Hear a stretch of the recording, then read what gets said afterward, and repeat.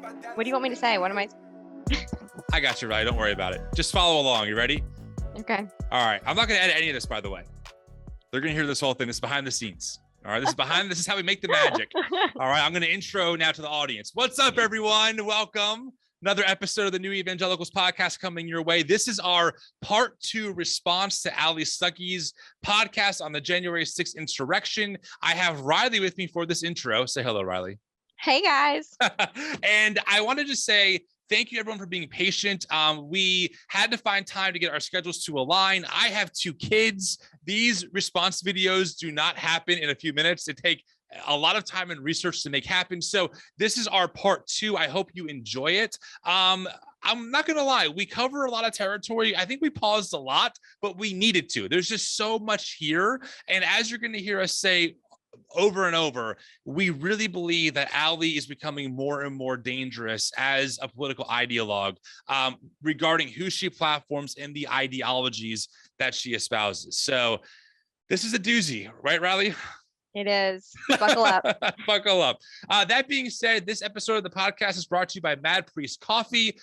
We are big fans of Mad Priest. They do great stuff. They have great branding. Their coffee is delicious. They fight Christian nationalism. They fight for immigration reform. So if you go to the checkout after you pick up some delicious coffee and type in TNE20 in the promo code section, you'll get 20% off your order. So please go do that. And number 2, we are going to Trip Fuller's Beer Camp Theology Nerd God Pod Edition, that's a mouthful, podcast thing, October 13th through 15th. So I'm excited to do that. We'll have a link in the show notes. You can click on the link, buy tickets. You type in TNE in the promo box, you get $50 off your ticket. So Riley, I know you're in London, but I figured you don't mind flying over to join us for Beer Camp. Easy. Let's do it. I figured. I know you're rich like I am. So what's a couple $1,000s for a ticket, right? No big deal.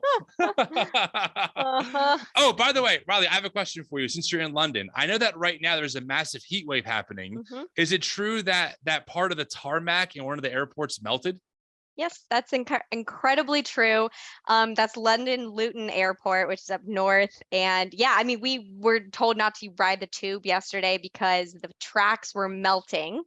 Stop. The last 2 days have been basically the most miserable of my life. So yeah, it's just as bad as ever. I mean, we don't have AC and the temperature hit 104 yesterday. How are you horrible. How did you do this recording with me? No, I'm like dripping in sweat. I am so sorry. Go take a cold shower. I'll let you go. All right, everyone, check out this episode, and thanks, Riley, for doing it with me. Well, Riley, it's been a little bit. You were on vacation. Yeah. Traveling the world, which is awesome. And now we have to pay our dues, and we have to sit through part 2 of this Allie Stuckey podcast interview with so-called reporter Julie Kelly. I gotta be honest, I'm dreading this. Yeah, no, same.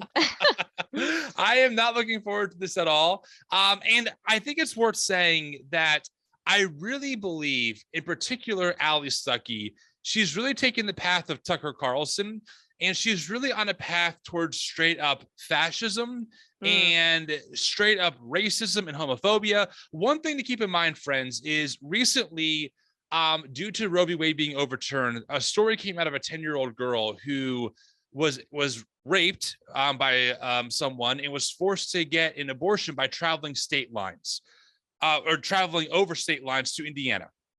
When the story dropped, Allie Stuckey did an entire podcast episode and several tweets calling the story fake. She calls it in a tweet not true. She calls it fake. It turns out the story actually happened, okay? And one of her critiques was that there's only one source. It was only sourced by one person. And the reason why I'm saying that is because keep in mind as we go along this episode, how many things she takes as gospel from her one source in this episode. I mean, you're going to hear Julie truly say some, I think, crazy things that are just so outlandish. And the way Allie's just like, wow, yeah, wow, oh my gosh, how she just takes it as truth, despite it only being one source. It really blows my mind. Yep. And just like discrediting the rape of a child is, I have no words for that. And also the reason why it wasn't like incredibly widely covered is because they were trying to protect her identity. Yes. So, Yes. I mean, that's just worth noting, Right. it's, yeah. I agree. So, okay, so we're going to hop into it again. We're going to try and go piece by piece. We're not going to repeat things from the last episode. If you want to, if Julie says something or if Allie says something that we already covered, we're going to let it play. You can go to part 1 and hear us go through it piece by piece, but hopefully we're not going to repeat ourselves too much here. So let's hop into it. This is part 2 of Allie Stuckey's interview entitled January 6th, What They're Not Telling Us, episode 630 with guest Julie Kelly. You ready, Riley? I'm ready. Here we go. Let me read this thread that I know that you've seen from Steve Deace. It's from June 7th. And it really is just heartbreaking. I might not read the entirety of the thread because it's a little bit long, but this was just a few stories that I have read in the past year and a half that has just broken my heart. And when I say that it's broken my heart, and just as you've said, that doesn't mean that you're not condemning actual violence that happened or the actual people who did something wrong. But for anyone, whether you commit violence or not, you believe in due process, you believe in real justice, and especially for the people who have had their due process rights taken away, who didn't commit violence at all. I mean, no matter what happened on that day, everyone should get due process, but especially the people who are getting rounded up and charged with misdemeanor. I'm already biting my tongue, but of course you won't mention how, people like George Floyd, and even recently there have been some police shootings of Black men who have been unarmed. No due process for them, but that's not what we're crying about. Oh, it kills me. And she keeps talking about this. She literally says so many times throughout this podcast that she cares about due process. The amount of time she mentions it, and it's really due process for these white supremacists is what it is. Right. Which, by the way, they're still alive and they're still having due process. I mean, they're going through our legal system. They're awaiting trial. They're not dead. They're awaiting trial. Right. Due process. So let me read part of this thread. So Steve Deace, he was sent a message, an email from a January 6th. So someone who was involved in January 6th or was just there. He said, I listened to your podcast and I follow Julie Kelly. It's every bit as bad as she describes. I am a husband and father who has zero criminal history, and I am looking at years in prison after I took a plea. You may ask, why would people take a plea if they are innocent? Innocent has nothing to do with this. As my lawyer has told me over and over again, this is payback. There are only a handful of representatives in D.C. that care about us. The vast majority could not care less. They secretly despise Trump and anyone on the 6th as well. The DOJ knows this. He says, I watched for 4 years as our government that I pay taxes for tried to impeach and even oust our president with sheer impunity. That's true. Hillary's smearing stunt morphed into a coup that lasted Trump's entire term. That's true. Then I watched the election get stolen from the American people. That's what he believes. So I went to D.C. to support the way I thought best, which, by the way, it's not illegal to believe that an election was stolen. Obviously, Democrats insisted that the 2016 election was stolen. That's part of what he has talked about. That is blatant propaganda. And that is not true. You can Google this. You can look it up. And we all know this because you know what? We were all there. There was no kind of widespread election fraud narrative being pushed by what, MSNBC, Rachel Maddow. Like, give me a break, Allie. Oh my! God. There was questions that there was some Russian interference in the election, but there was no broad, widespread election fraud narrative that was infiltrating the Democrat Party. Right.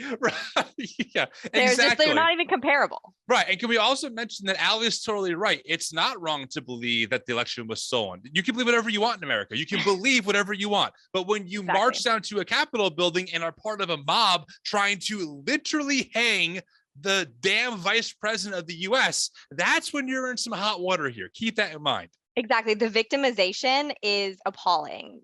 It is. Repeated that. So he says, so I went to D.C. to support the way I thought best. I wasn't violent. I didn't break anything. I didn't steal anything. And that doesn't matter. I lost my 6-figure income, friends, and my family is a wreck. I had the FBI in my home. I was brought before a judge in shackles. I'm the lucky one, he says. I got to remain free until sentencing. So this is the country that I now live in, where the powerful few can attack an elected president attempting to remove him for 4 years, and where elections no longer matter. That's what he thinks. That's what a lot of Americans think. Notice how all of a sudden, I know we said this last time, but Allie's objective truth standard out the window. Oh, that's just what he believes. I'm not going to judge him for believing that, even though we know this is total bullshit. And by the way, we're now several hearings into the January 6th, commission. It's only more evidence how much propaganda this episode from Allie really is. Like, it is straight up Alex Jones level, Tucker Carlson level interference propaganda for people like this, who, by the way, one more thing I'll say about this and I'll shut up. But this whole Twitter thread, if you're watching it, where's the proof? Who is this person? Where's the evidence that this actually even happened? This is a one source from Twitter that Allie's taking as gospel, when a couple of weeks ago she downplayed and told people that journalists who were reporting the rape of a 10-year-old being impregnated and having an abortion, across state lines was a lie. What world is she living in? Yep. Sorry. Okay, I've been holding this in for a while, Robbie, so I'm sorry. We are no longer free, he says, and this country was taken without firing a single shot. And this part just broke my heart, in addition to the brokenness of his family that he talks about. He says, I am now barely making a living, doing manual labor for just over minimum wage until my sentencing is over. I was threatened with 20 years in prison, something only murderers face. We couldn't change the venue. That's and not none true, of the motions to dismiss were accepted. And so at the pleading of my wife, he says, advice from my lawyer, I destroyed a part of me and signed a paper full of exaggerations and lies, and more importantly, a narrative that fits what they want in order to take this plea deal. And wow, this was poignant and really sad. I am a Christian and somehow I feel damned. I lied to save my family. My pastor tells me about rehab, but it doesn't help. I don't look at myself in the mirror anymore. A part of me is dead now. I now wake up longing for the Lord to take me.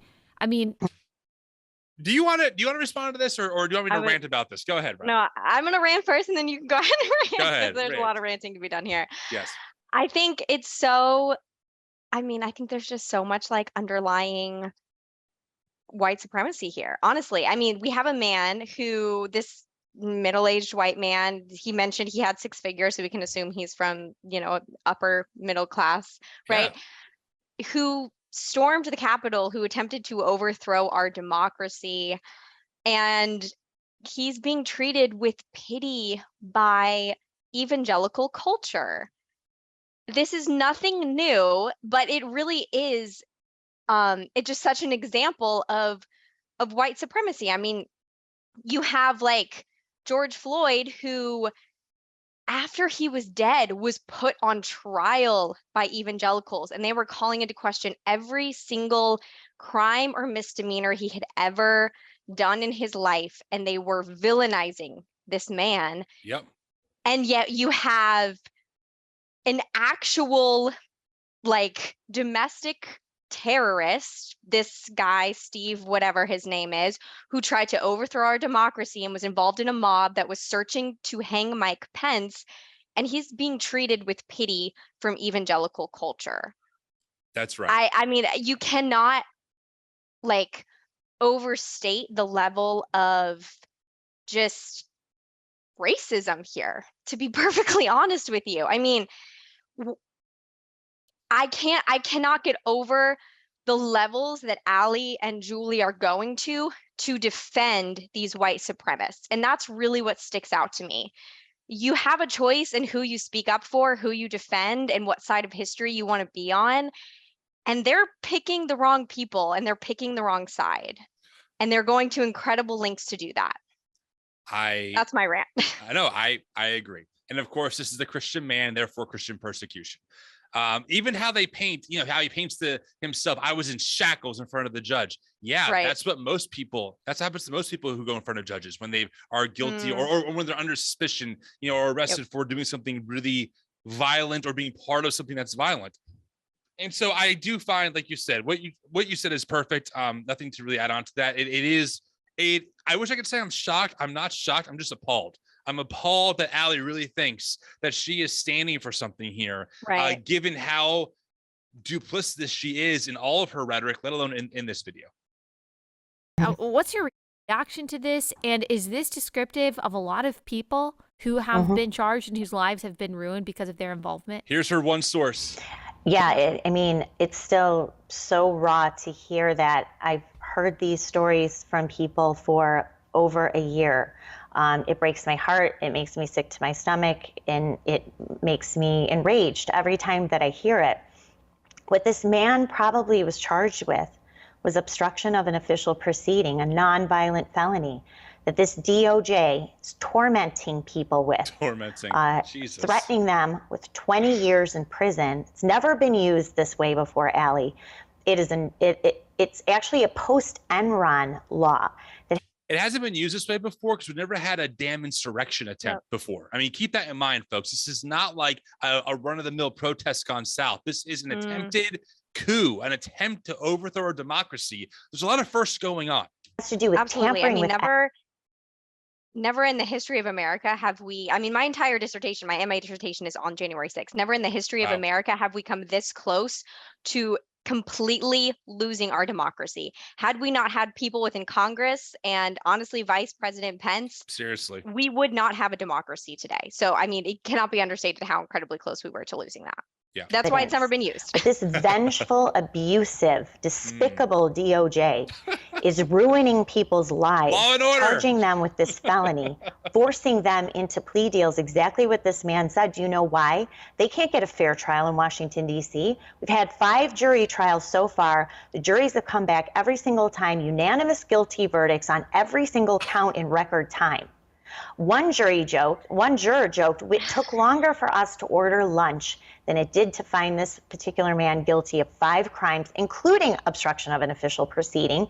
So what she's saying is that the justice system worked and she's mad about that. Like the evidence was so clear that this person was actually guilty, but instead this is some massive conspiracy by Biden's DOJ hand selecting biased jury members to wrongfully convict people who we have actual video evidence of being at the Capitol building trying to overthrow the election process. Exactly. Right, Julie? That's what you're saying. Wow. Wow. Which, as I said, has never been applied to political protesters. It's a completely novel crime that this DOJ is using against Americans, and this is the result. This poor man, these people's lives have been destroyed. The media relentlessly targets them, including their local media. People have gotten divorced. Their businesses have gone bankrupt. Their own children have turned on them. Matthew Perna, I've written about him. Pause there? Yeah.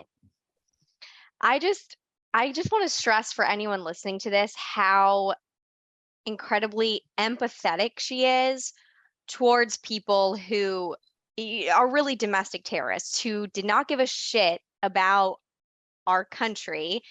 If you care about America or your freedoms at all, these people literally tried by force, by violence and force, to take away basically everything that Americans have built. And she is empathetic towards these people. And I think that that's like so interesting, the people that she is choosing to defend. And by saying that, I don't mean that I don't think that they should get a fair trial. Obviously, of course, they should get a fair trial. They should be treated justly while they're in prison. They should be, brought through the court system and given due process, etc. Of course, I believe all of that. But you're not going to get an ounce of sympathy from me for the crime that they committed in endangering our democracy. And it's so interesting to me that she really is trying to hammer home this fact that we should have sympathy for the position that they find themselves in. 100%. I mean, this also goes against their own typical rhetoric of, personal responsibility, not being a victim. All of a sudden now they're victims. All of a sudden, these poor people have lost everything. Their own children have turned against them. Well, yeah, because if my dad was at the Capitol and was arrested for trespassing and being part of that insurrection and was saying, please pity me, and I said no, he probably said the same thing. You know what I mean? But like, that's not this is such a twist. And I hope I'm sure they do. I hope the audience sees through, as we're kind of exposing what's actually happening, how twisted what they're doing actually is. They're painting things in the worst light. They're not letting people take any responsibility for their own actions. Suddenly law and order's out the window. Suddenly the laws on the books don't matter anymore because it does not fit. And like you said, Riley, I hate to say it this strongly, but I think we have to call it what it is, this white supremacist ideology that these are just good white American patriots trying to preserve the culture of America, aka white supremacy. It's exactly what it is. Yeah. Probably read my coverage. 32-year-old man did nothing wrong, walked into an open door, went to protest what he believed was a stolen election, just like a lot of people did that day. This DOJ went after him with a vengeance. He had a terrible lawyer who finally did the same thing, said plead guilty, obstruction of an official proceeding, and a couple of trespassing charges. Matthew Perna pleaded guilty, believing, okay, I'll spend maybe a few weeks, maybe a few months in jail. This DOJ came back after he pleaded guilty, and they wanted to add what they are doing in these cases, a terrorism enhancement that would have put Matthew Perna in jail for 3 to 4 years for walking inside a public building that had already been vacated by lawmakers. He didn't have a weapon. He didn't touch anything inside. Very respectful man, no criminal history. My God. And after he found out this DOJ was going to go after him like that, he hanged himself in his garage on February 26th of 2022. And this DOJ refuses to say anything about Matthew Perna's suicide. He's actually the second man to commit suicide after being charged and harassed by this DOJ. So when this man says he wants to die, I've heard this from people. I would rather be dead than what this government is doing to me. These people did nothing wrong. And this is what Joe Biden, Merrick Garland, Matthew Graves, the DC U.S. Attorney, Lisa Monaco, an Obama loyalist who is the Deputy Attorney General, number 2, running the show on this prosecution, and this news media and this committee are doing to innocent Americans. It is an outrage. And you know what, Allie? People want to be upset because they saw a few broken windows. They saw a couple cops who probably were engaged in violence themselves being shoved or whatever. Jesus. People want to still fixate on that. That's fine. I can't stop that.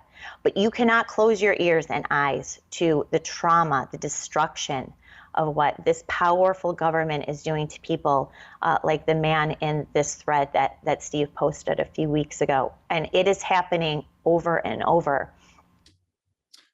I want to just say something quickly. When it comes to Matthew Perna, that story is correct, except for I could not find anything about the terrorism charge they were trying to add. And see, here's the problem.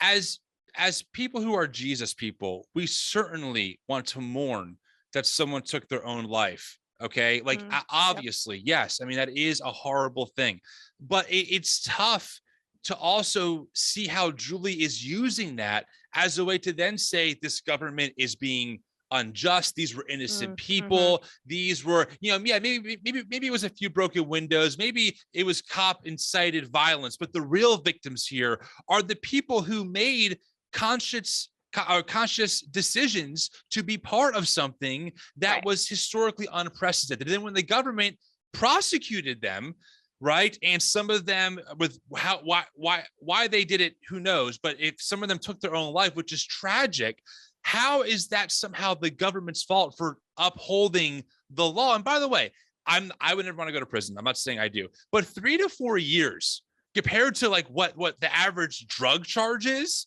Okay, think about like the mass incarceration of Black men right now for selling. For selling drugs. Right, 3 to 4 years is a walk in the park compared to what the average nonviolent drug offender is facing.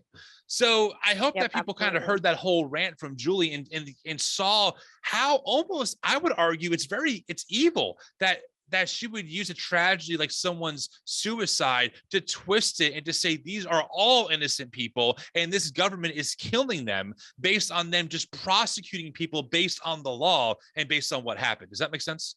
Oh, absolutely. And I mean, I would push back on even what she said and just say that it was a domestic terrorist incident. And the reason we were in that position, and if you to the audience, listen to the Will Be Wild podcast, which is on January 6th, and they cover the fact that Trump gutted the Department of Homeland Security, and so they were not able to focus on right-wing domestic terrorism, which is the biggest threat to American security right now.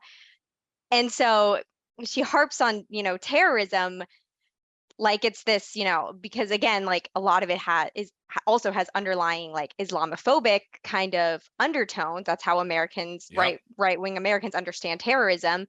And the reason that we're in this mess and that these people have domestic terrorist charges is because right-wing radical terrorism, domestic terrorism, is an imminent threat to America. So this guy probably should have been charged with domestic terrorism. That's probably accurate. Well, as we saw from the Oath Keeper spokesperson testifying before Congress a few weeks, I think last week, as of this recording, he said that they were under the impression as Oath Keepers that they were going to become Trump's like paramilitary organization to reinstate Trump as president. So yes, this is absolutely domestic terrorism. Yep. And, where are lawmakers speaking out against this? These are human, civil, and constitutional rights violations happening right here in America. And they still want to talk about what? A couple Capitol Police officers who go testify and cry because for what reason? And suddenly, come on. blue lives don't matter. The real victims here are the man in that thread and people like Matthew Perna who saw no way out except to commit suicide. We're not going to recap that. We did in our last episode. To be critical thinkers about this. Look, you can see some of the footage that happened that day. I mean, there were Capitol protesters who were trying to break through the doors, police officers. Notice how she never calls them insurrectionists, a mob. She calls them, they were some violent protesters. And then she tells people to think critically. Are you really, is that a serious question? Because if you're asking them to think critically, then they should be rejecting you and this host or this guest, like full stop. Seriously. Jesus. I mean, I think that's like one of the most dangerous things about Allie is that she really tries to present this like it's like I don't know. I mean, I feel like you could write off Julie Kelly as like maybe a conspiracy theorist, but Allie has this tendency to like grip her listeners in this like critical thinking kind of way. Yeah. And I think that's what makes her so dangerous because she's just as guilty of like spreading conspiracy theories as Julie Kelly is. 100%. We're pushing them back. I mean, it's disturbing and disheartening footage, absolutely. But even if you believe the worst of the worst of January 6th, that this was a violent insurrection, that they were trying to overthrow the government with the help of Donald Trump, I don't think that's a correct description. But even okay, I'm sorry, I've got to call it the bullshit once again. Now this, I'm not sure this came out when the hearing started. It was right around that time, but it's so evident that everything she just said that she doesn't believe is actually the reality. Like there are mountains, not just one or two. There are hours and hours of testimony from Trump's own people saying how Trump was behind so much of this. This is a great example of how 5 sentences ago, Allie goes, let's think critically. And then 5 sentences later, she drops straight up propaganda misinformation. That's why she's so dangerous when it comes to this kind of stuff.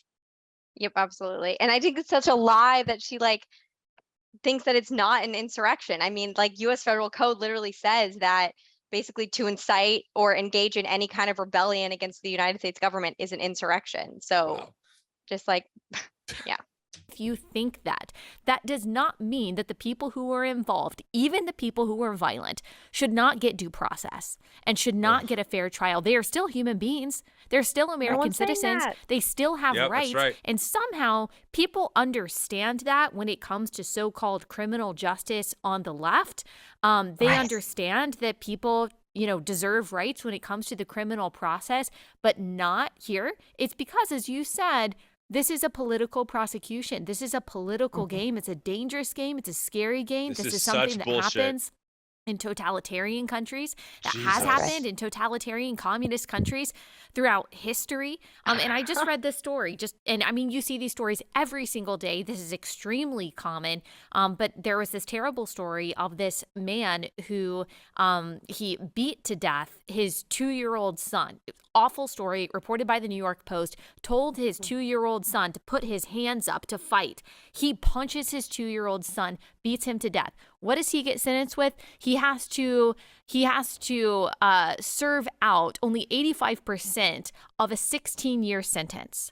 And that is common. That happens every single day in the name of equity, in the name of social justice, in the name of racial justice, whatever it is, based on the color of your skin, based on the prosecutor that is in your district, these Democrat cities. So we've got murderers on the street right now because of bail reform, criminal justice reform, and the social justice movement. And yet this nonviolent dad is saying that he is looking at 20 years in prison. And what he says at the end of this thread that Steve Deace posted is so sad. He said, "I don't know what's going to happen to my family while I'm gone for years. My wife has depended on me our whole marriage. She is the only woman I've ever been with, the only woman I have ever loved.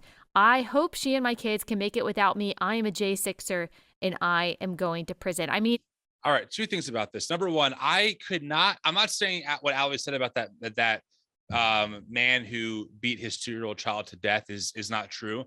I did search the New York Post. I could not find the story. Maybe I didn't search for it correctly. I Googled it. I went to the New York Post website, could not find it. That being said, I'm sure there's other examples of what I was talking about.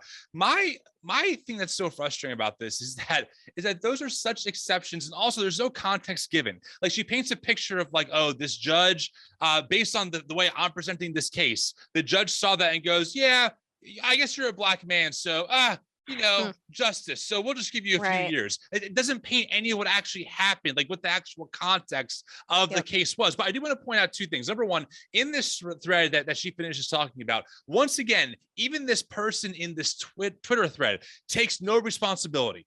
Yeah, I was really foolish doing this and risking my wife's well-being, considering that I'm the only person who makes income in our house. I should have known better. Or, oh my gosh, I don't know what I was thinking. I can only hope that God forgives me for my terrible mistake. No, instead it's the government is victimizing me. I'm the victim here. My family now has to suffer because of the government's decision. And I'm also going to self-identify as a January 6er and say I'm going to prison. And Al is going to give me a lot of empathy. And so there's that. And the last thing I wanted to mention, then I'll give it over to you, Riley. I'm sorry, I'm talking a lot about this. You're good. I did look up some of the prison current statistics because Allie made a big point here about how, equity and social justice really makes it seem like, I guess, minority communities and BIPOC folks are just getting off scot-free. So here's a couple of things from the ACLU. 32% of the U.S. population is represented by African Americans and Hispanics, compared to 56% of the U.S. incarcerated population being represented by African Americans and Hispanics. So already we have people in the BIPOC community are already overrepresented in our prison system. In 2014, African Americans constituted 2.3 million, or 34% of the total 6.8 million correctional population. African Americans are incarcerated at more than 5 times the rate of whites. The imprisonment rate for African American women is 2 times that of white women. And nationwide, African American children represent 32% of children who are arrested, 42% of children who are detained, and 52% of children whose cases are judicially waived to criminal court.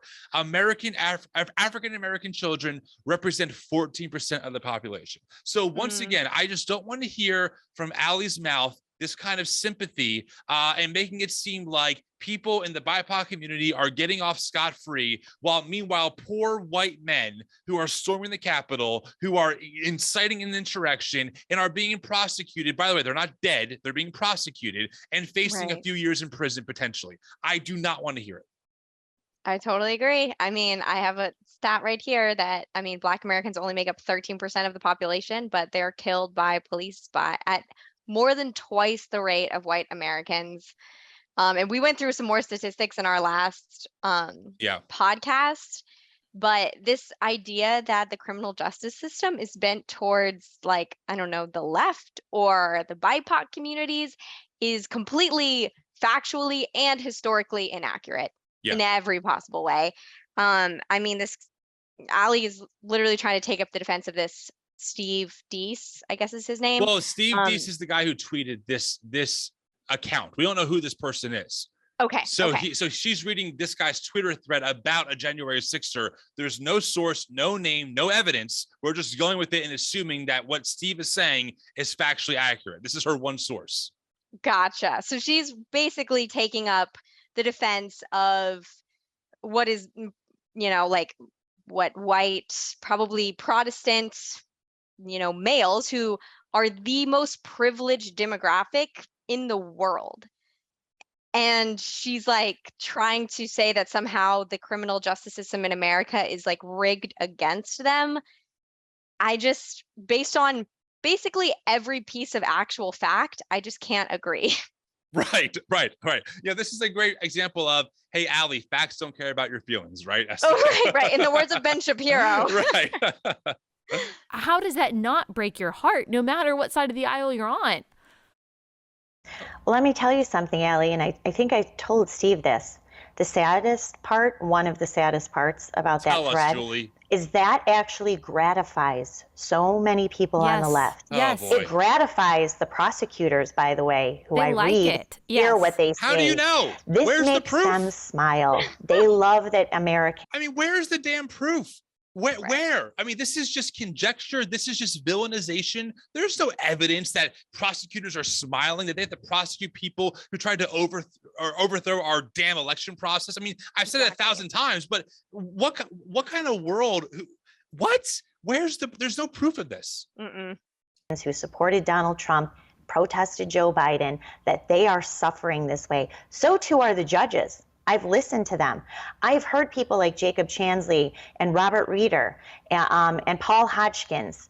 I've heard them in tears begging a judge for mercy to not throw them in jail from anywhere from parading a low-level petty offense, parading in the Capitol, to Jacob Chansley go. I've heard them cry in court. I've heard men give their plea agreements, acknowledging, crying in court, begging for mercy.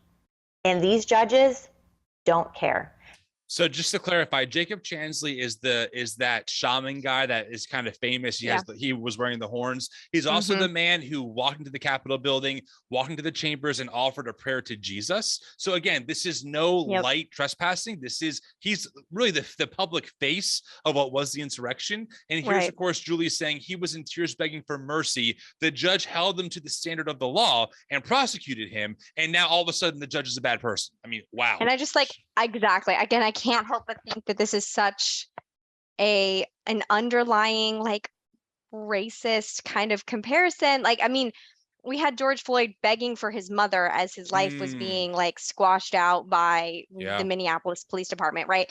And you did not see any mercy for him from the religious right. You're right. And yet we're supposed to have this overwhelming sense of sympathy for this man who stood at Nancy Pelosi, Speaker of the House's desk, and trespassed and almost destroyed our democracy. I mean, again, it really is I don't think that the white privilege can be understated here. I think you said it so well. And last thing I'll say about this particular clip, it is interesting that all of these charges are very reasonable. A couple of years in prison. No one's going to the firing squad. No one's going to be put to death for this, right? It's pretty typical prosecution and jail time. And who knows if they're even eligible for parole at some time. And the way Julie's painting this picture, it's like we're in some, I don't know, communist country, and the government's just, killing dissidents by shooting them in the head with no trial. That's not what's happening here. They consider them insurrectionists. They consider them traitors. They consider them terrorists. Yep. And so, unfortunately, you have almost everyone who lives in Washington, D.C., and news media reporters across the country who will read that thread, and it will bring a smile to their face. That's the really sick part about what's happening related to. That's what I read my kids for bedtime stories now. I read them that thread, and I say, right, little Tim, isn't this amazing? You got me. January 6th. Well, you can see that in the comments. Unfortunately, some of the replies to Steve Deace's thread are saying, serves him right.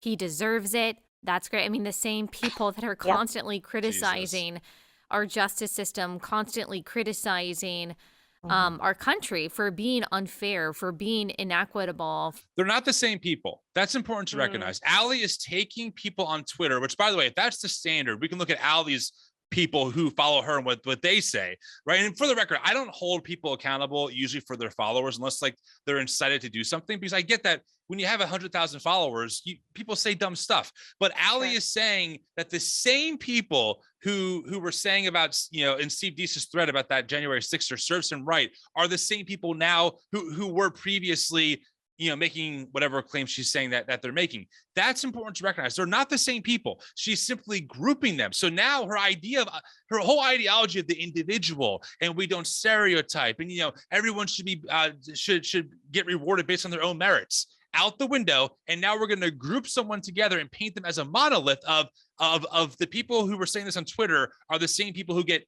joy out of watching people suffer. I mean, it's not the same thing. Right. But again, just shows how disingenuous Allie is. Yep. Or, having two justice systems that they say exist between white people and black people. Yes, there are two justice systems that exist. It has nothing to do with race, a lot to do with your political affiliation. Jesus Christ, Allie! That's why people should care. Head in the no matter what side of the I aisle know that she's you're smarter on. than this. I know this is why I get so frustrated. I know she's not that unintelligent. I know that she knows. I know it. Well, and I think it's really selective learning, which is very much still a product of white privilege, that it's not hard to know that there are two justice systems and that they are very much disenfranchised to people of color. It does not take a whole lot of research to know that. It doesn't take a whole lot of investigating into America's historical past to know that. Right. And it really is just an example of Allie's white privilege, that she has not taken the time or cared to know what America has done in its mass incarceral system. Yeah. Just take a moment to put yourself in someone else's shoes and think about what it would be like if the state were weaponized against you because of your political beliefs. I will not pause. People on the left can't imagine that, though, and I understand why they can't imagine that. I mean, could you, if you saw double standard after double standard, like if you saw is so disingenuous. the DOJ it's only infuriating. weaponized against the right? Of course. I mean, you're going to cheer that on, and you're going to think that you are immune to any kind of can we pause here really fast? Actually? Of course we can, Riley. Go ahead. I just think, obviously I've harped on the fact that this is just underlying white privilege, so many times, and I don't think that can be understated. I mean, this is just honestly kind of a racist position. It's a white supremacist position, and to really believe that the state is weaponized against you and that it somehow favors people of color is just honestly a racist position. But I think it's so interesting that Allie is so desperate to be victimized as well. She's so desperate to be persecuted, despite the fact that she represents, again, a very privileged demographic, that the religious right, by and large, is a very privileged demographic, made up of, white men and white women who are Christians, and that's a very privileged demographic. And so, again, I just think it's so interesting, this persecution complex that really just keeps coming up through this podcast. And can we also emphasize that this is not a podcast episode by Allie about a white man who truly was wronged by the justice system, right? It's not like this is some exception where look what happened to this guy. He was framed and he was wrongly. We're talking about the January 6th insurrection. That's when she decides to lay out this case that there are two justice systems, and it favors the BIPOC community. It favors the left. Out of all the times to mention this is not the argument that you want to make, Allie. It's just not. But here we are. Criticism. Well, they should read a history book, which is what I say all the time. When you have totalitarian, tyrannical governments like we have right now in Washington, D.C., turn against one part of the populace, eventually it turns against everyone. So all of the little cowards, faceless, nameless cowards who love to tweet nasty things about what happens to you should see some of the responses that I got when I posted my article about Matthew Pernin interviewed his aunt. These are really sick people, devoid of any humanity, any soul, and plenty of them work for the U.S. Justice Department. Unfortunately, I asked repeatedly. Right. This is just it's just hot air.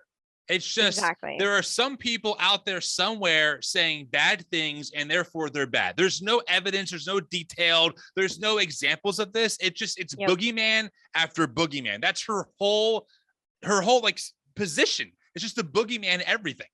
Right. She's making it seem like it's an entire like Democrat Party or something is like giggling and thinking this is hilarious. Right. And Right. it's so ridiculous. It is. To get a comment from the Justice Why do we Department about torture Matthew ourselves, Perna's Riley? suicide. Why? They refused to comment. The judge refuses to respond to his family No, about they what think it's happened to good. him. They think Yeah, it's good. yeah. They think that he deserved that. I'm not going to prove that. I'm They just say going the to say same it. about Ashley Babbitt. They don't care that she was shot Who? near point blank is saying range this? and unarmed. Probably some trolls on Twitter, because people on Twitter are mean. I don't care if you're left or right. People say nasty, gross things. Sure. I've seen it, right? And they're using that as a way to then say, look, therefore the left, quote unquote, this Right. whole monolith, AOC, Joe Mm. Biden, Ilhan Omar, all those people are therefore the same. They're of the same vulgarity as this anonymous Twitter troll that I saw on Twitter say something mean about Ashley Babbitt or Matthew Perna. You know, that's what they do. That's how this works. Veteran. That's ridiculous. Look what this media smeared her with. They do it to this day. You know what, Allie? This J6 committee is why it's such a joke. Oh, They want to mislead the American people into believing Mislead. that police officers Jesus. died as a result of January 6th, which is a flagrant did. lie. Have you heard Notice how the suicide of Matthew Perna is definitely a January 6th casualty, you know, because the government over prosecuted him and caused him to lose his life, right? But the police, the folks Nope. who ended their life shortly after the January 6th commission, or I'm sorry, the January 6th insurrection, it's just overblown by the January 6th Right. commission. This is nonsense. I can't believe that I'm not dreaming and that I'm actually doing this response video and hearing this out of this woman's mouth, and she's serious. Like this is not It's a so skit. crazy. It is. I mean, we had the entire Republican Party, maybe not the entire, I don't want them to be like monolithic here, but by and large, yeah. they were very back the blue in 2020, right? And we had this string of police brutalities, and yet their entire position was based on the fact that by and large, the police do nothing wrong, right? And yet here we are, January 6th, 2021, and the police were just crying in front of the January 6th commission. Like they were just dramatizing this event. Right. I don't freaking get it. I do feel like we're in the upside down on Stranger Things. It I feels feel like we're in the upside down. we're in the wrong damn universe. What multiverse have I woken in, and how do I get back to mine? That's honestly how I feel. names Ashley Babbitt, Roseanne Boylan, Kevin Greason, or Benjamin Phillips? Have you heard Joe Biden say anything about the the execution of Ashley Babbitt? Even if you think, okay, she was in the wrong place at the wrong time, you have not heard anyone say their names. It's like they didn't exist, because in their minds, those people got what they deserved. They were the same killed people by who their are own against the government. death penalty for murderers, by the way. The same people that will say, oh yeah, I'm with the Innocence Project, I'm against the death penalty for murders. They will say that Ashley Babbitt got what she deserved that day. Isn't that There's tons of interesting? sources, aren't there, Allie? Yes. There's your proof. I don't know Because who they're talking about. I would agree with you. Who are they? I just Again, wanna probably say- someone on Twitter. I'm a Democrat, and I don't think that Ashley Babbitt got what she deserved. I think it was really, really sad and really unfortunate. So I don't know who Allie is talking about here. Please tell me who you're talking about. Who is saying this? That she's not going to provide sources, or if she will, it will be someone on Twitter or one person that will then represent every single other perspective from a Democrat. Exactly. Yeah. And by the way, I want to say one, I'm sorry, I know I paused a lot, but I know that we do a lot of that on the New Evangelicals, but we always provide our sources. So when we say that 85% of evangelicals voted for Trump, we're giving you data. We're telling you, according to Pew Research, according to this study, we're not just pulling things out of our ass and saying, oh my God, the majority of evangelicals don't like Biden. No, we can actually prove that objectively based on data. So there's a big difference here. Yep. Does that make sense? Well, and also I think on New Evangelicals too, like we try and pull from people who are influential. So we're not like just saying, oh, look at this one Twitter troll who has 100 followers. Look at what he said, and like using that as a magnifying glass on the entire Republican Party. Right. We're still talking about people who have platforms and who are, influential, like Charlie Kirk or someone. Great point. Really sad. One thing that you tweeted that I just am wondering if you can explain a little bit further, although you've already mentioned it a couple times. You tweeted a couple days ago that Merrick Garland admitted, which he did on tape in front of a camera, that his prosecutors are watching the January 6th committee hearings that are happening in Congress. You said never before has such a flagrant partnership between a partisan congressional committee and the DOJ been so widely accepted as acceptable. Why is that so dangerous and unacceptable? One thing, she mentioned a partisan congressional hearing, saying that essentially the January 6th commission is partisan. The reason why is because Mitch McConnell shut down the bipartisan committee. So they tried to have a bipartisan committee actually form, I think in Congress. Is that correct? If I'm using the right. I always get Senate and Congress confused, but essentially there was an attempt to form a bipartisan committee.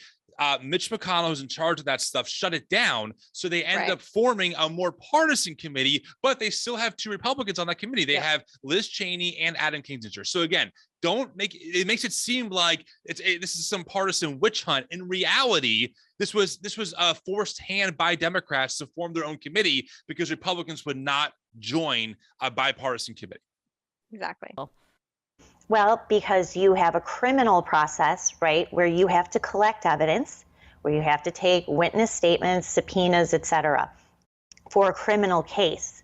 What DOJ is working hand in hand with this illegitimate House committee It's not true. that is collecting evidence. People are turning it over. It's not true. You see executive privilege has been gone. They're collecting the president's records, leaking it to the media.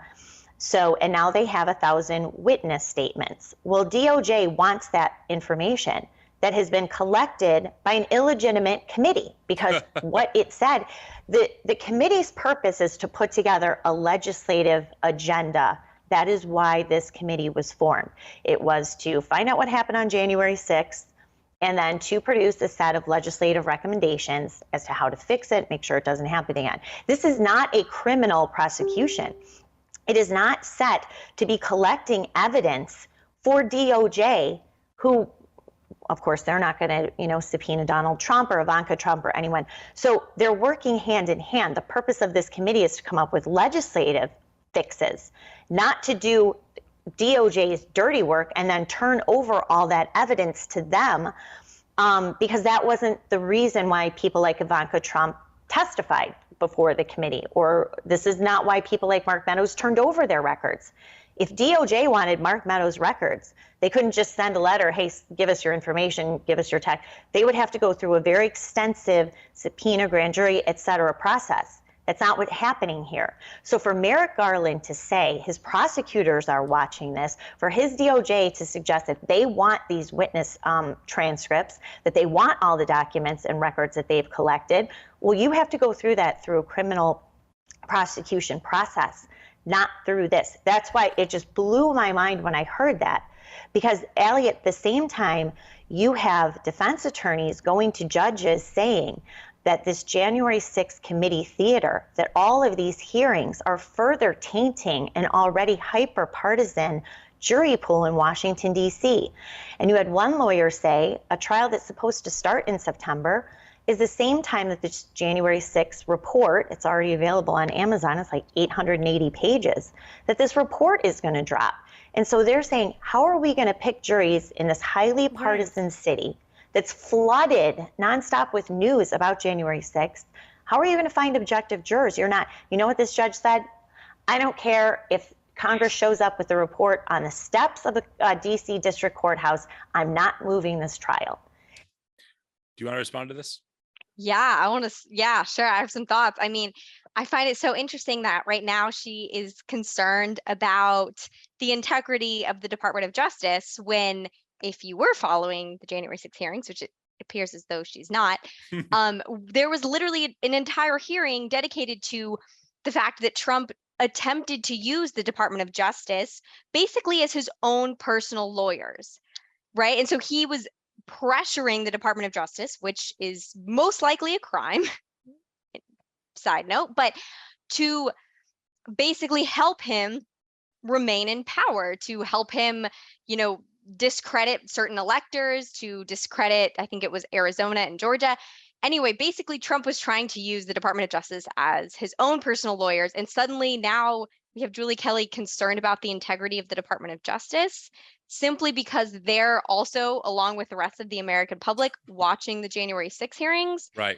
It's so ridiculous. And she's making this out to be such a straw man. I mean, of course, if the Department of Justice, if Merrick Garland decides to subpoena Trump, which I do hope that they will, and I think that they will, they're going to have to do their own kind of prosecution. They're not going to be able to just like piggyback on this congressional hearing. Right. Of course, but this congressional hearing is making a statement to the American public.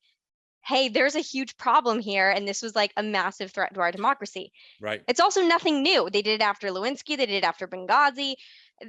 This has happened. They did it after 9/11. I mean, this is not like a completely unprecedented event in American congressional history. And so she's just really making it seem like it's this completely like colluding kind of situation between Congress and the Department of Justice, when that's so untrue. And by the way, Liz Cheney said publicly that they are not handing anything over to DOJ, even though DOJ requested it, until everything is done and they have all the procedures worked out. So it's not like after every hearing, Liz Cheney or Adam Schiff is like emailing the DOJ, or DOJ, like, here's all of our files. Good luck, prosecuting Trump. That's not what's happening here. Of course, I'm sure the DOJ might try and get some of those files at some point. There's a whole process you have to go through, and like you said, they're not going to just take that and go, well, that's all the evidence that we need. They have their own prosecution process that they would go through. So, like you said, complete straw manning. This is what these people. It is so coordinated. And well, I hope so. That's why it was sort of stunning and revelatory to hear Merrick Garland say that, because it confirms what people like me and other defense attorneys have suspected, is this very close collaboration between DOJ and Congress. There should be a wall. There's separation of powers, different processes, and all of that, just like everything else, has been completely obliterated. I agree with separation of powers, but she didn't learn that from Donald Trump, for sure. And I wonder if Allie would agree then about, separation of church and state too, Interesting. All right. Again, not another thing from the Trump administration. Yeah, exactly. This is our last break, so we made it. We have like 10 minutes left in this video. So Riley, give yourself like a pat in the back. I can see the finish line. Here we go. Who is right? All of this. Do you think that Trump is going to be indicted? That's something that they said at the hearing. Ooh, may it be. May it be. I really do. I'm 99% sure. Hey, we agree. Yes. Now, it won't necessarily come from the committee. The committee can make a criminal referral, like they have in the cases of Steve Bannon and Peter Navarro, for contempt of Congress. And DOJ went along and then charged those two men with contempt of Congress. But the January 6th committee doesn't have to make a criminal referral. DOJ, the DC U.S. Attorney Matthew Graves, who is handling all of these prosecutions, by the way, a Biden campaign advisor. His wife also is a far left-wing radical activist in Washington, D.C., heads up a far left radical women's legal non-for-profit. I did Google that. I couldn't find much on his wife. I don't know if that's true or not. I doubt it's far left considering where we are in American politics, but that's all I could find. Anyway, he would be the one who I think eventually will file charges against Donald Trump for conspiracy or obstruction of official proceeding, this charge that we just talked about, or both. And so I think that is why you saw the January 6th committee focus on the Proud Boys. Now they've been charged with seditious conspiracy, a charge so rare no American's ever been convicted of it, as well as the Oath Keepers. Happened in American history. First time for everything, right? Who were giving security that day to people like Roger Stone. Yeah. So I think that is where the criminal investigation, I say investigation, prosecution is headed. And I have very little doubt DOJ will file charges against Donald Trump. This is what the left wants. They have such bloodlust. They've wanted to see Donald Trump in handcuffs now for, 5 or 6 years, and it hasn't happened. So I think DOJ, there's no reason for them not to, Allie. This Justice Department has gotten away with everything it has tried in court and everywhere else. And no one has reined them in, especially these judges who are responsible for protecting the rights of defendants and making sure that due process, presumption of innocence, evidence, et cetera, Brady material is all produced. She really is all over the place. We're Trump and defendants, but just back to Trump again. Now, all the January 6th hearings weren't close to completion when this came out, but if Julie hasn't changed her tone yet, which I'm sure she hasn't, she has to just be closing her eyes and just yelling noises to block out the blatant and direct evidence we have of how Trump really was behind so much of this, even despite his own administration trying desperately to stop him. Like, that did give me some hope that, thank God, even Trump's own picks, his cabinet and his advisors were sane enough to say, actually, Mr. President, this is not true. You cannot do this, right? But this is not about bloodlust or anything like that. I would think anyone who has eyes and ears and can comprehend what's happening in our reality can look at the actual evidence and say, yeah, regardless of what I thought about Trump, this happened. He did this. But again, it's evident that Allie misses critical thinking and objective truth, and we want to see both sides here. Would rather platform someone like Julie Kelly, who's a blatant Alex Jones level propagandist, to really deflect from the reality of the situation. They haven't held these prosecutors accountable for one thing. For what? So there's no people? reason why DOJ wouldn't. So I feel very strongly that probably is going to be the October surprise before the midterms, is some sort of criminal charge against Donald Trump. Poor Trump. Yeah, let's hope so. Most corrupt president in history might have charges brought against him. Wow, what a tough world. By the way, he did raise $250 million off the backs of the election fraud and spent none of it on election integrity. That was another big bombshell. He totally grifted his own base. He took their money, put it towards his own hotels, own business dealings, no consequences. So I just don't want to hear it about poor Trump. He is a grifter. He is a liar. He's a megalomaniac. And I think I agree with Julie's assessment. He should be prosecuted based on what we know. I woke up, even though I have been a conservative for my whole life and have never voted Democrat, but I really woke up to the bloodthirstiness that I think describes the Democrat Party during the Kavanaugh confirmation. That was the moment to me that I think things really turned on. Not, again, that I didn't know that they were unfair or biased or whatever. Kavanaugh got elected to Supreme Court. So, I mean, so he's doing pretty well for himself. Right. And also just took away all of our rights, by the way. Say that. Yeah, he just overturned Roe v. Wade, and there was a trial, and they still voted him in. So, what are you talking about, Allie? The guy is a lifetime appointee to the Supreme Court. I talked about this when it was happening. If we are about to elect someone or nominate someone to the Supreme Court, and it comes up that he has sexual abuse charges in his past, the FBI has a responsibility to investigate that, because the Supreme Court, unfortunately, in our current situation, but they represent the moral kind of compass, the congressional or constitutional compass of our nation. And so out of only 9 people, if you are going to nominate someone, one of 9 who has serious sexual assault allegations being leveled against them, you should absolutely investigate that. That is not a laughing matter. That is not just an insignificant matter. I don't know, Riley. That sounds like bloodlust to me. Right? And I don't want to throw this back because I think the bloodlust thing is kind of ridiculous, but the way that Republicans talked to Ketanji Brown Jackson, that was crazy. I mean, I'm not going to throw the word bloodlust out there because I don't think that that's an accurate assessment, but that was, Ted Cruz whipping out a children's book in the middle of that congressional hearing was so demeaning to this one of the greatest legal minds in America. Fascist and white supremacist Matt Walsh made a documentary called "What Is a Woman" based on the hearing of Ketanji Brown Jackson. So I just don't want to hear it again from folks like Allie. Exactly. But that, to me, made me recognize, they're out for blood. They don't actually care about the truth at all. They are willing to ruin a father's life based on totally uncorroborated and unsubstantiated allegations. Wait, can we pause there? We can pause. I want to pause every single second with all this bullshit. I just want to like kind of go back to what I was originally saying. I mean, it's so interesting the way that Allie and Julie are just like bending over to backwards to defend these like white Protestant men who again represent the most privileged demographic in the world. They don't need your defense, and yet she's trying to make us empathetic towards Brett Kavanaugh's case here.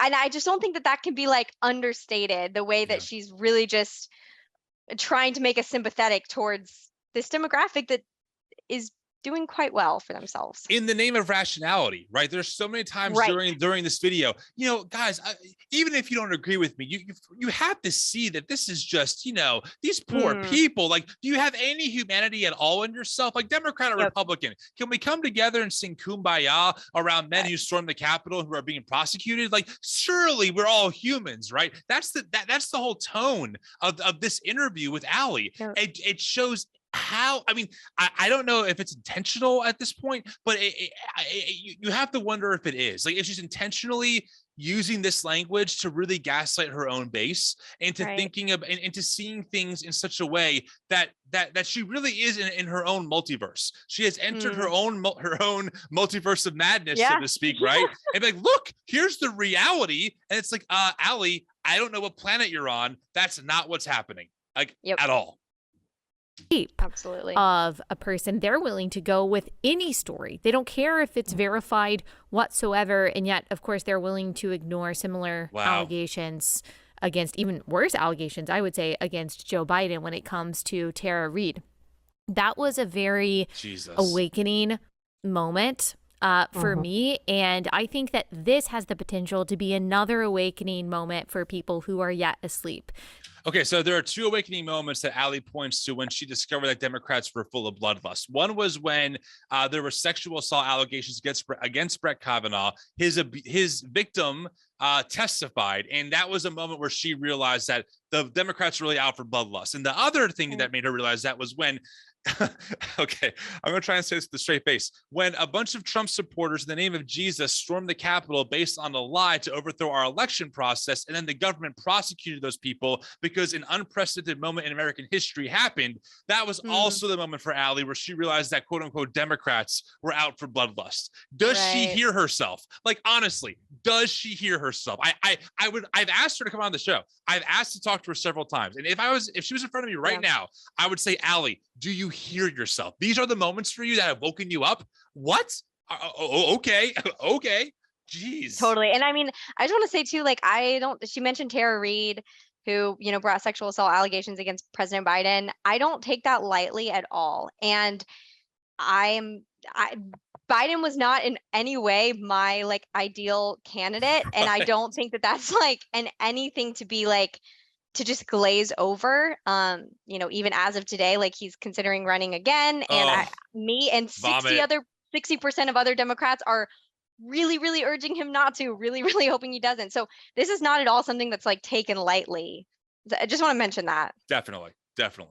Who still believe that the institutions in this country have integrity, that we do have an impartial justice system, and that there's nothing to worry about. As you said, totalitarian governments eventually turn on the populace as a whole. So this is something that everyone across the aisle should absolutely be concerned about. Now, do you have any hope? I don't know where that came from, this whole totalitarian nonsense. Like, what is she talking about here? We elected someone and someone tried to stop that election process? That's okay. Like, wow. Exactly. I mean, it's so interesting that she's interested in autocracies because we were incredibly close to that on January 6th, which she doesn't seem to see as an issue. But the only time in American history that we were genuinely close to totalitarianism was on January 6th.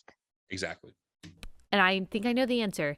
Do you have any hope whatsoever for any kind of recompense from Republicans if they take the majority in Congress this fall? This is another question I get a lot, and I know you know what my answer is going to be, and that is no, I really don't. But that's why, Allie, people need to, and this is why I'm so appreciative for you having me on, people need to know the facts about what happened that day. Facts. They need to demand answers for what we don't know. Yeah, right. The video, the records, the FBI's involvement months before. We need to know a lot more than what this January 6th committee is offering to the American people. Oh my God. But we need to push Republicans, especially Kevin McCarthy and leadership, that when they win the House, we expect retaliation. We expect this committee to reveal all of the things that will take control of this committee, and expect them to reveal to the American people all the lies that they've been told, all the cover-ups that the DOJ. This is fascism. I mean, she's arguing for fascism. When we take over, we'll get them back by demanding that they share propaganda, by demanding that they show us the quote unquote. Okay, for anyone out there, really quick side note, I really recommend the book by Jason Stanley, How Fascism Works. It is a great book. It's a well-written, well-sourced book. He's a scholar, I think, over at Yale. Great read. And when you read that, read it and think about this and think about January 6th and think about Trump, because what you're hearing is fascist language being used, saying that really the Republican Party has a duty to go further right and not to settle on the reality of what happened, but instead to take on Julie's propaganda-based, lies and make that become the new reality, aka alternative facts. That's what we're talking about here. And this committee have engaged in. And so they need to turn the tables, and they need to file ethics violations against people like Representative Sherrill, the woman, Democratic Congresswoman, who accused her Republican colleagues of conducting reconnaissance tours the day before to scope out the Capitol and help the insurrectionists the next day. Something that we know now is a total lie. In fact, Capitol Police, in a rare moment of candor this week, issued a letter saying that there was no evidence based on the videos that they've seen, that especially Representative Loudermilk, who was accused of conducting one of these recon tours, there's no evidence to support it. So they need to go. That's a lie. That's a lie. June 15th, 2022, new video shows Trump rally attendees scoping out the Capitol a day before January 6th attack. This is in Yahoo News. It's been widely reported. Quote, new footage released by the committee investigating the January 6th, 2021 insurrection shows member of a tour group hosted by a Republican lawmaker taking pictures of Capitol complex hallways and making menacing comments about members of Congress. Okay. So again, if you need any more evidence, friends, that someone like Julie is not to be trusted, I hope that this is the final nail in the coffin, because she's blatantly, whether she knows it or not, lying through her teeth, saying things that are not true, that are easily fact-checked. And you can watch the video. They have camcorder footage of this tour supposedly happening. Now, I'm not saying that the Republican lawmaker who hosted the group knew about that. They could have lied to them and said, oh, we were a big fan of yours. Can you give us a tour? I'm not saying that the Republican lawmaker at this point was in on what was happening. But certainly what you just heard from Julie is not the reality of the situation. It is propaganda. After these committee members, for again, people like Adam Schiff, once again, misleading the American people into believing a lie. Wow. And they need to question people like Nancy Pelosi and her staff, like Mitch McConnell and his staff, D.C. Mayor Muriel Bowser, the FBI, Capitol Police. Why did you leave the Capitol unprotected? Where are all your records and communications? We covered this in our last episode. Why did you reject, you can find it in the last episode. Please, for National Guards troop? Why did you reject Donald Trump's offer of thousands of National Guardsmen? So there are all of these questions. I talk about it in my book. I've talked about it in my recent reporting that we need to find out. By the way, Allie, where's the pipe bomber? Remember that big story that somebody allegedly, a Trump supporter reportedly, set pipe bombs near the Capitol outside the headquarters of the RNC and DNC the night before? Here we are almost 18 months later, and the pipe bomb story has completely disappeared. They haven't identified the person. The suspect certainly has not been charged. That led to a lot of panic that day. That led to the first evacuation of House buildings, because those buildings are close to Capitol Hill, on Capitol Hill. So where's the pipe bomber? Where's the investigation? So there is an investigation. Again, ABC News. It is still a mystery. Look at the video, you can see why. The guy's wearing a hoodie. He's wearing long pants. He's wearing gloves. He's totally covered up. They don't know. They still don't know who did it, but there still is an investigation happening. So again, this is like a half-truth kind of situation where it's like, yeah, that's a great question. Who is this pipe bomber? But they haven't been able to find him. It's not a massive cover-up. It's not like the FBI knows who it is and is hiding that reality. They haven't been able to find him yet. This does happen sometimes. Ugh. Well, and it's just like such a conspiracy theory tactic of hers as well. I mean, this whole end of the episode to me is like so conspiratorial because she's just like deflect. Like, oh wait, what about the DC pipe bomb? Like, just trying to get us away from the actual event. Yeah. And it screams conspiracy theory. It's a very Tucker Carlson approach, right? Just asking infinite questions with no answers, letting the audience come to their own conclusions based, though, on their already primed mental position to distrust whatever the FBI would say or whatever the actual news media would say. That's why these things work so well together. When you spend your whole life telling people that the mainstream media is lying to you, what you're doing is you're discrediting actual journalism, and then pseudo journalists like Julie step in, right, to fill in that gap, saying, oh yeah, we have all this other data that is the real truth, and people are susceptible to it because they've been primed for years to distrust the actual journalistic standards based on the general media, whether they're more right, more left, whatever. This Julie is not any of those. She is like I've said many times, an Alex Jones level quote unquote reporter. That's what she is. FBI said that it was going to conduct into the pipe bomber. Was that just another hoax? And so this is what House Republicans have to do when they take control. Will they? It's highly unlikely unless the base just keeps pushing and forcing their representatives to confront what I think is an even bigger fraud against the American people than the Russiagate hoax.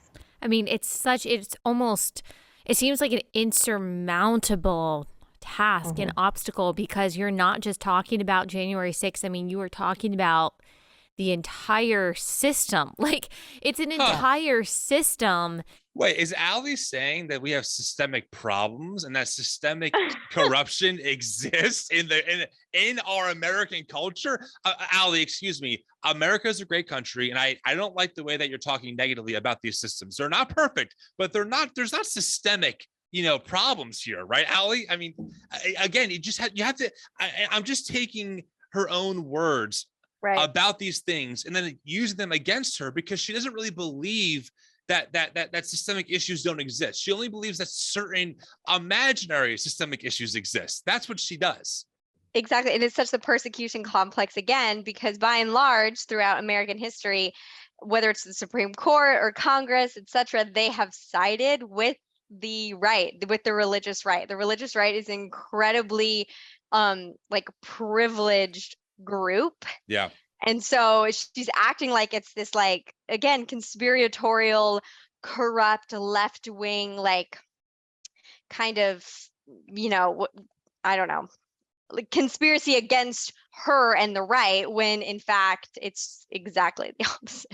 That's why I call it propaganda, because it really is made up. I mean, it is wild. And that's also why they're so vague, because there's no real data here. You have to be vague and just kind of paint broad pictures and paint with broad brushes to get people to think that there's some imaginary conspiracy out there that you can never fully grasp. That's how this works.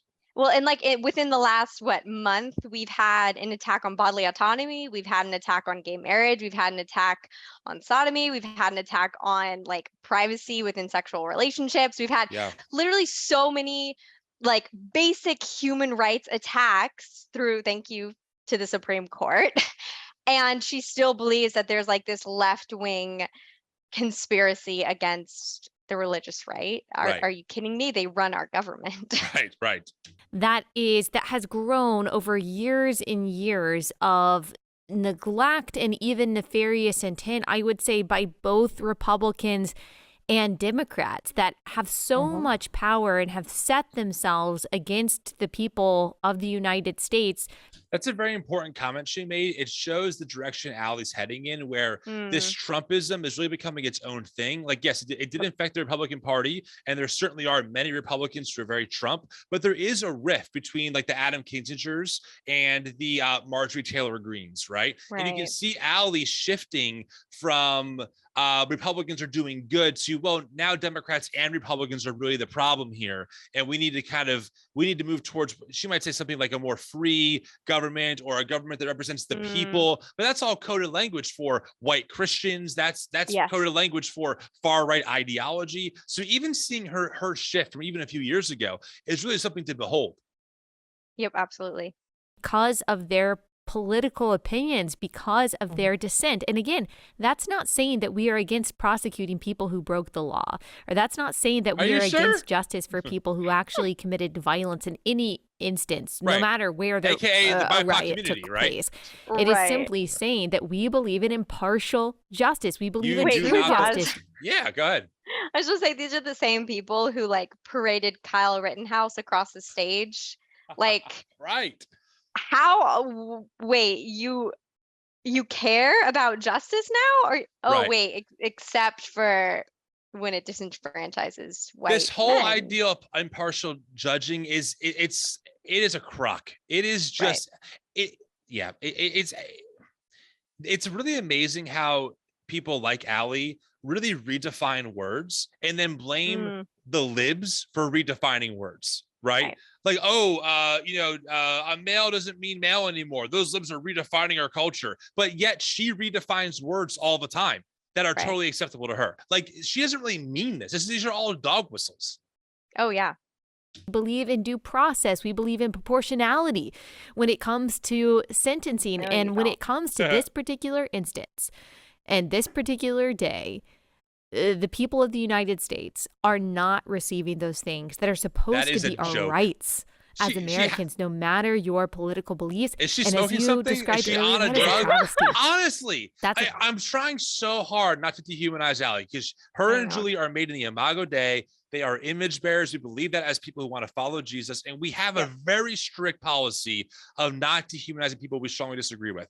But I am struggling here because what Allie's saying is so flagrantly not true. It's so disingenuous. It is so full of nonsense that I have to wonder, like, is she okay? Or is she just that, I don't want to use the term evil, but is she that duplicitous, right? Is she that manipulative where she would say these things knowing full well she's not telling the truth? I just don't know what conclusions I'm led to believe, because I just can't believe that we sat through an hour and almost 12 minutes now. This podcast is almost over, everyone. So thanks for hanging in there with us. But we've sat through this. We've heard lie after lie. We've debunked lie after lie. We've shown how this is not the truth. The January 6th hearing has shown this.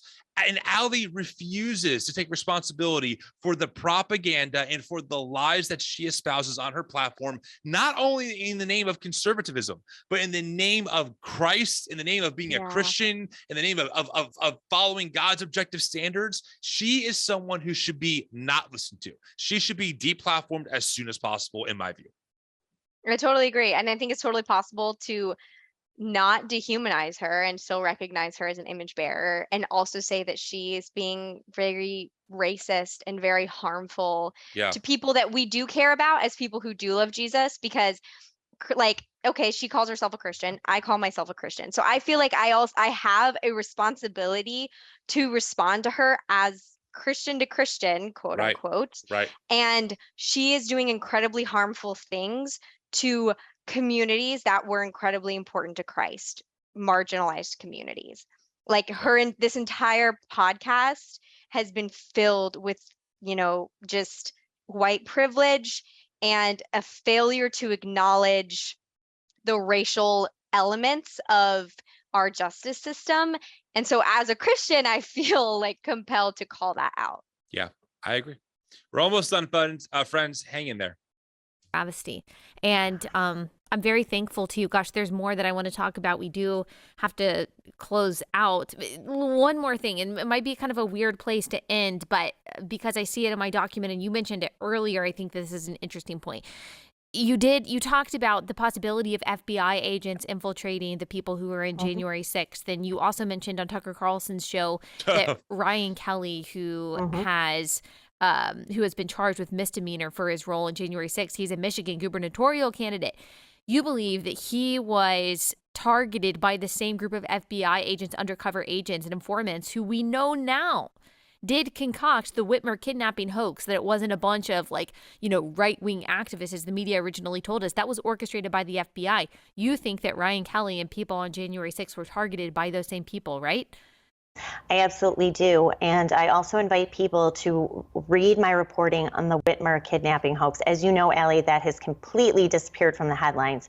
2 men were acquitted after their defense attorneys successfully convinced a jury that they had been entrapped by the FBI. 2 men received a hung jury, but this was completely fabricated and executed by the FBI. Now in the criminal complaint against Ryan Kelly, it cites a FBI confidential human source who is working on a domestic terror investigation in Michigan in 2020.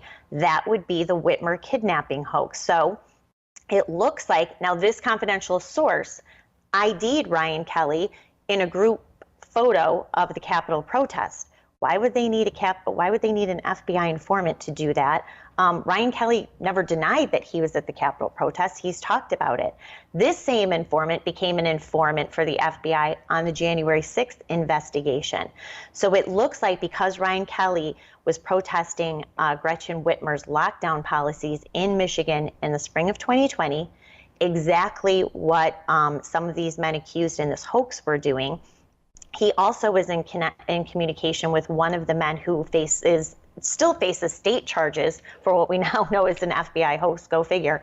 But at any rate, he was in contact with one of those men as well. So I'm doing some more research into this, but it certainly looks like Ryan Kelly was on the FBI's radar for at least the past 2 years. And why again? When they knew back in January of 2021, they have it in the criminal complaint that Ryan Kelly was there. He was ID'd by this informant the end of January 2021. Why did they wait till the day of the January 6th committee hearing to arrest him and charge him with misdemeanor trespassing charges? Again, more collaboration between the DOJ, the media, and this committee. Okay, so I didn't know about this case. So I just Googled it as she was talking. This is the most recent article I could find from Fox News on June 30th, 2022. It looks like there is a new trial set for at least, well, the headline reads, federal judge orders new trial for Michigan men accused of plotting to kidnap Governor Whitmer. It does say that, it says that defense lawyers for the suspects claim that informants and undercover government agents improperly influenced the men in the operation. Prosecutors argue that the plot to kidnap Whitmer, or sorry, maybe I think it's a misspelling here. Whitmer was being planned before the Federal Bureau of investigation sting began. So that's kind of the argument here. Again, not the same thing as we have clear evidence. There's a new trial happening.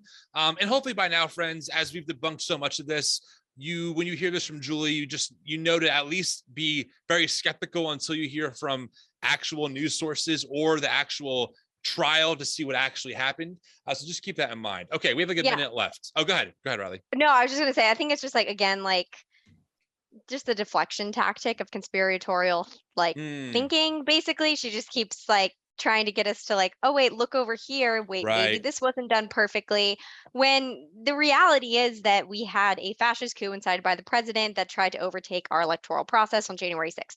That's still facts, right? And so if you're trying to get our attention by highlighting something that the FBI did that maybe was problematic, again, that's just deflection, may or may not be true, but has nothing to do with the heart of the issue, which is that we almost lost our democracy on January 6th. Yeah.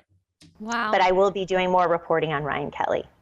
Well, good. Then maybe that's a good place to leave it, because I hope that leads people to follow you and to read the reporting that you've already done. Please don't follow the reporting that you're going to do. Thank you so much for taking the time to come on and talk to us today. I appreciate you. I know sometimes maybe it feels like you are, a voice crying out in the wilderness, like you're the only person that is kind of leading the charge on this. There's a reason why, Allie. Persecution. There's a reason why she's out in the wilderness, because she's out in the wilderness of lunacy. I mean, that's why. She's out in the magical forest saying, why aren't you guys taking this seriously? Because there's nothing to take seriously.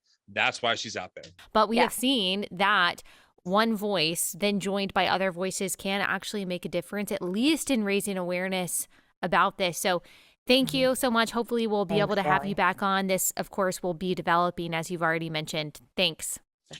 Okay, so we did it, Riley. Can we just clap for ourselves? I mean, audience, I hope that you understand how much suffering we had to go through to bring you this response. We had to listen to this hour and 12-minute broadcast. I probably went through it at least 3 or 4 times. I think I went through it 4 times. Yeah. Yeah. And I had to take notes too. So I couldn't be distracted. I couldn't be driving. I had to sit down, not be on my phone, and pause and fact check and pause and fact check. So I hope that you enjoy this response. I hope it helped you. The bottom line, we've said it to the point of what's the term I'm looking for here? We said it over the top. We've said it so many times, but Allie Stuckey continues to show how she is not someone to be trusted.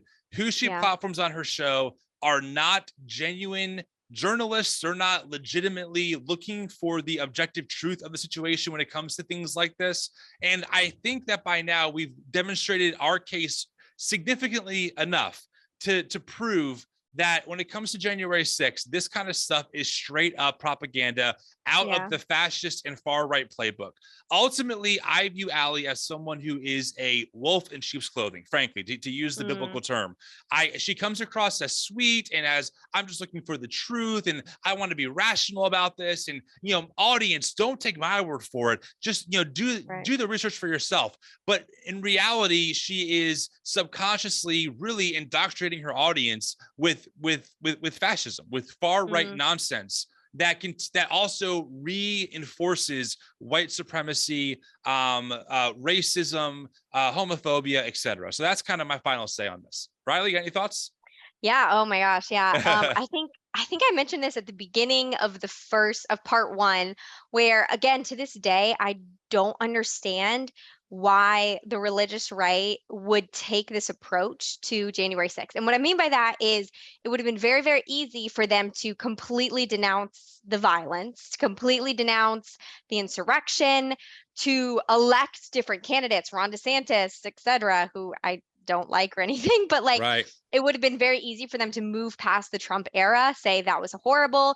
They are not neglecting any of their values. And yet here we are with a desperate, far-reaching attempt from the conservative right to clear their name. And so Allie, by doing this, is really kind of putting herself with this, movement that thought it was acceptable to do this on January 6th. She could have very, very clearly said, this was horrible. This is not what we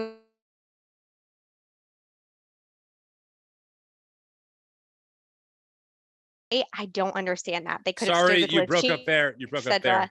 My bad. That's on my end. You said, can you repeat the last 10 seconds of what you said? Yeah, to this day, I don't understand why the religious right has chosen to take this course of action, except that they're just blindly following Donald Trump, I guess. But they could have stood with Liz Cheney, stood with Adam Kinzinger, and really just diverted and taken their party in a new direction. And I really don't understand that. As someone who's has an academic background in political science, I don't get why they did this. And then I think my other thoughts regarding this is that obviously one of the biggest underlying themes here is a commitment to white nationalism, is a commitment to white supremacy. And I'm not going to beat around the bush with this. I mean, Confederate flags were seen all over the Capitol, and I mean, January 6th in many, many ways represented a white evangelical America that far right, people want. I'm not necessarily lumping Allie into that because I don't want to put words in her mouth, but that is what January 6th was. And we can see that very, very clearly through just the Confederate paraphernalia that was there at the Capitol on that day. There was a lot of racism, a lot of, white nationalist groups that were present, Sons of Confederate Veterans. They had a member there. I mean, my dissertation literally focuses on centering the January 6th insurrection within the Confederate movement. And so this is not something that can be like divided from white supremacy. January 6th you cannot divide it from the racial elements. It is intrinsically interrelated. And so I think for Allie to not recognize that is really, really problematic, and something that really, really needs to be called out, especially considering the fact that she calls herself a Christian.